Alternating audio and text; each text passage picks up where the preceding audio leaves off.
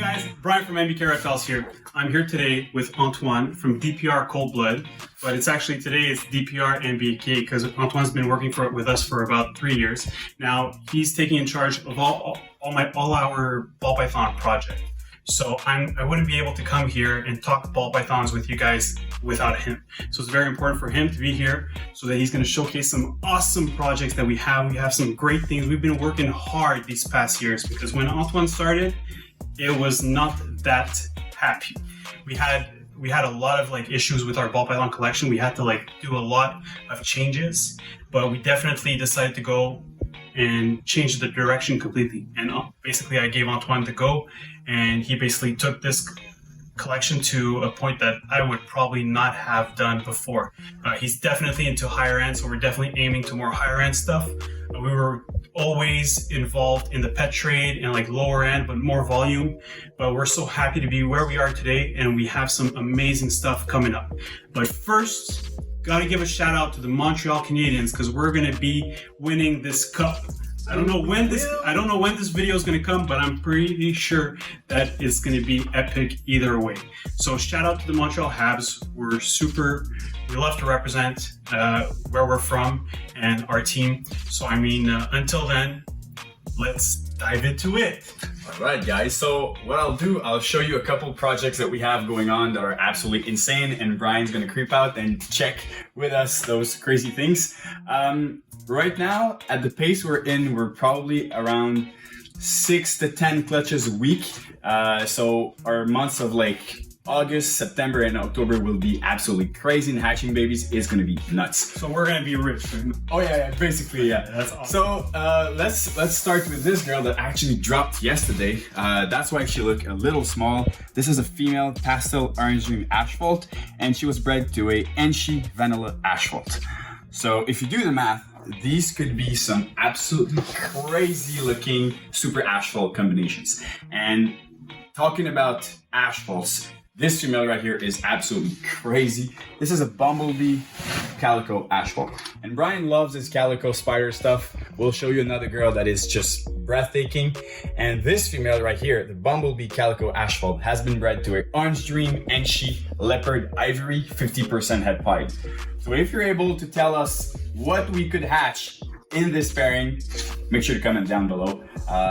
It's pretty crazy. I really like the Calico just because of the contrast that it has. So back then, we'll show you a spider Calico that we have. I ended up purchasing one from my buddy Dan Uremovich from Big D Exotics. And he hatched out the baby. I saw it online. I was freaking out. And I said, you know what, I gotta have it. And he told me, he says, it's not for sale. I said, come on, man. Everything is for sale, right? So he told me, he said, oh, you know what? I guess if you make me a ridiculous offer, and then I made him a ridiculous offer, and then he ended up selling it. And then a few years later, he came and visited, and for sure, he regrets it. So we'll keep it for the end, but it's definitely worth and breathtaking. So next. Well, we keep on the freeway asphalt road. We have a banana champagne yellow belly or asphalt, and she is gravid right now. She's expected to lay on July 7th, and the male was also the Enchi vanilla asphalt. So if this female doesn't prove to be asphalt, we're gonna make freeway with all of these genes. But if she does prove asphalt, some banana Enchi vanilla champagne super asphalt, talk about that. That's crazy. Sounds like a good drink. It does sound like a good drink. And talking about more females that are about to burst open, this female was actually, I think she's gonna lay pretty much today. She was due on June 22nd, when the 25th right now. This is a banana red exanthic head G-stripe.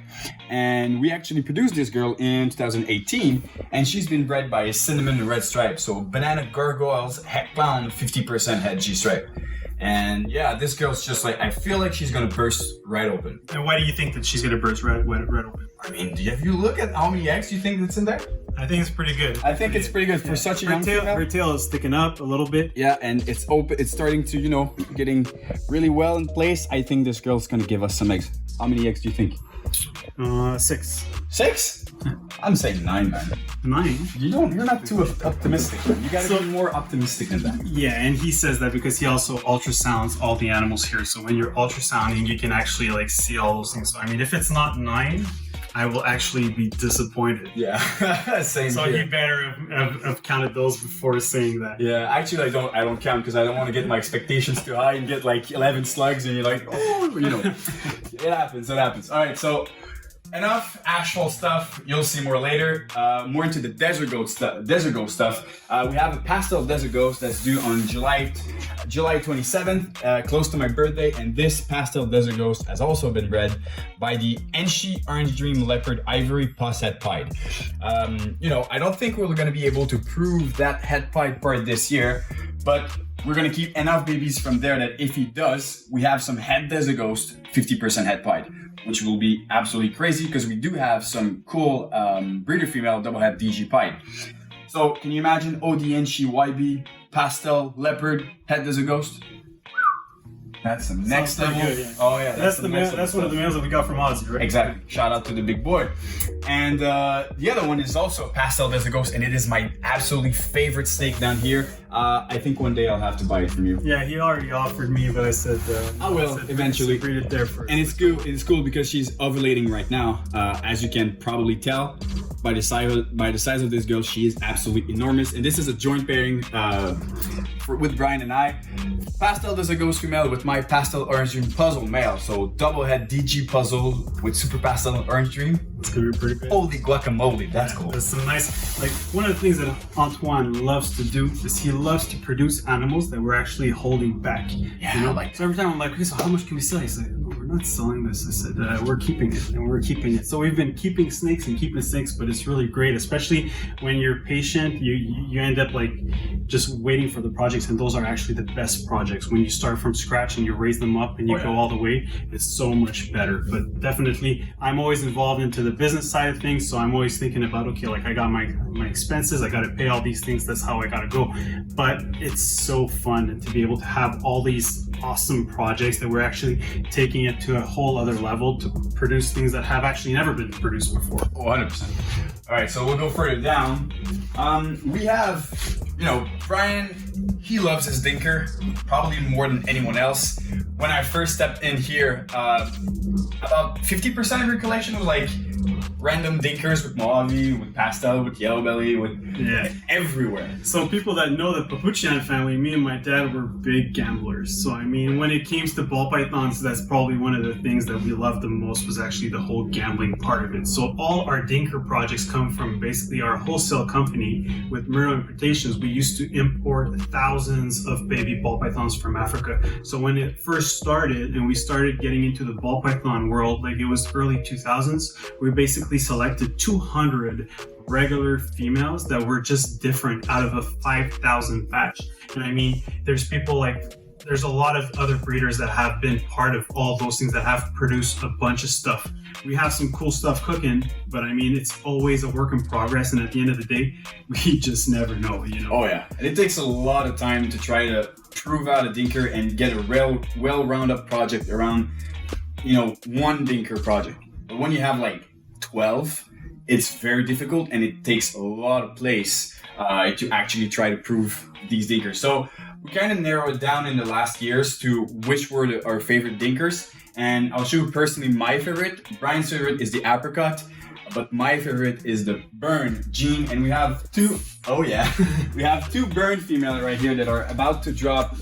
Both actually are due on July 13th. This is a burn to a cinnamon clown. They don't look like much right now, but eventually we'll show you. We made some Mojave Super Burn last year. Well, we think they're Mojave Super Burns as of now. So some burn head clowns in the making. And also here, this female is a yellow belly burn to a honey cypress het lavender. So having the opportunity to see what burn and cypress will do together, this is just very, very interesting. It's a very, very interesting path. We also had a female black pastel bred to Enchi burn. We have 3 Mojave burns female bred to different males. So this year for the burn, if it's genetic, if it's awesome, well, we're gonna know. And guess what? We're gonna keep them all. Probably. Probably. Yeah.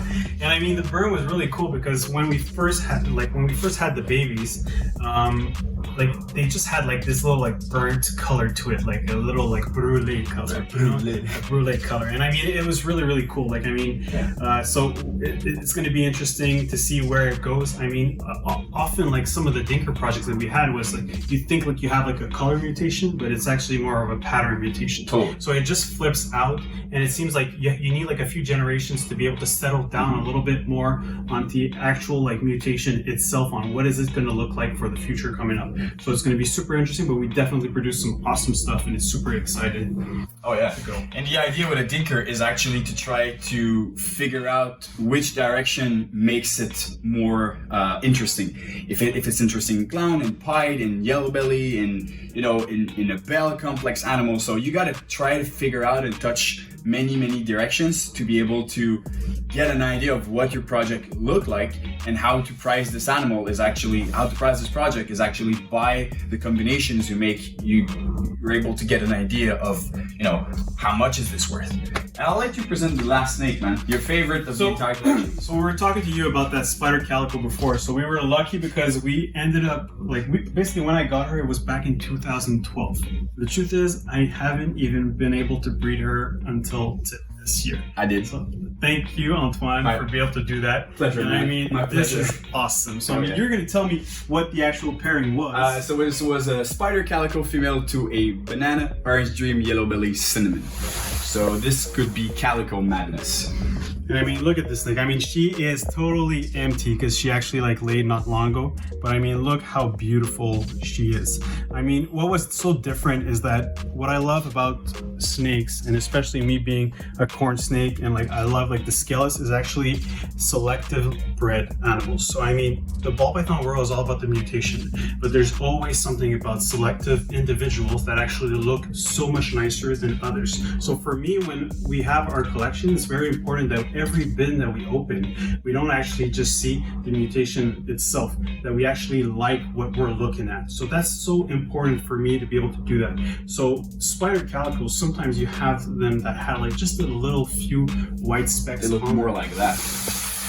That's a spider yellow belly, but some spider calicos are more looking like this. So they would have a little bit of white, more going up the sides a little bit, but I mean nothing compared to this individual. So I mean, it's really interesting to see, is she gonna be producing more spider calicos that are that high white or not? So we have a mutation in the corn snake world, which is the pied side, and the pied side is the same thing. So we have some blood pied sides that have whites going all the way up to the top, but you never know. Those high whites don't produce always high whites, so we just don't have a clue. I mean, my guess is just that there's more chances. The more white they are, the more white that they should produce.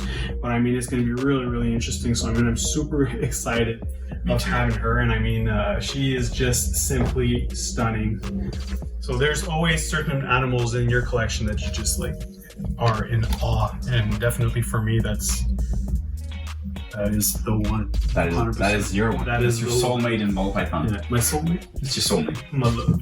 Your love. We're gonna have to find a name. So maybe you guys can comment down below and give us a name. I mean, I'm not much of a name guy, but you know what? Today, I feel like we can name her. Sure. Let us know. Let's do it. A name. I mean, be creative. Be something really stupid. Something really funny. I love it. And until then, so that's that. So I mean. Yeah, so this is a little bit of an update on our ball python project. I mean, we've already had a few clutches that hatch out. Oh, a couple that hatch out, but as I said before, the incubator is stacking up. We have 30 clutches down, and August is going to be madness. So we're expecting a bit, how many clutches? I would say probably somewhere between 70 to 85 clutches this season. And 75 clutches is definitely a goal of ours. I think that it's a nice niche amount. I mean, I always average about something maybe around 5 to 6 eggs on average per snake. So we're talking about maybe this 450 babies. It's a lot of babies. I mean, it's one thing to be able to do that, especially with the higher end animals. It definitely involves a lot more marketing and a lot more selling. So that's definitely different, but it's super exciting. So I mean, Awesome. Yeah. We're gonna stay tuned. This is gonna be so great. In the next few months, we're gonna be busy. That's for sure. We will. It's a good time. I mean, one thing for all the people that are going to shows, the shows are starting up again, and I mean, we're gonna be heading down. Probably not this summer, but definitely next year. We're gonna be back at it. We love doing our Both gonna shows. be there. People know us. We love having fun. So I mean, we can't wait to be able to share all this passion with you guys. So until then. Thank you for watching. Make sure you subscribe to our channel, like this video, and comment and let us know. So we said comment for a name for the Spider Calico and comment. What you said? What do you think that would be, right? Yeah, the odds. What is the perfect snake that we can hatch in this clutch? The Purvis catch. The Purvis clutch. All right, Yeah. so that's really awesome. So until then, no stress. 2 words, and I mean, we have to go back. This is a motto, not just for me, but for everybody in this community. It is a lifestyle, guys. Thank you very much, and then always great. Let's do it.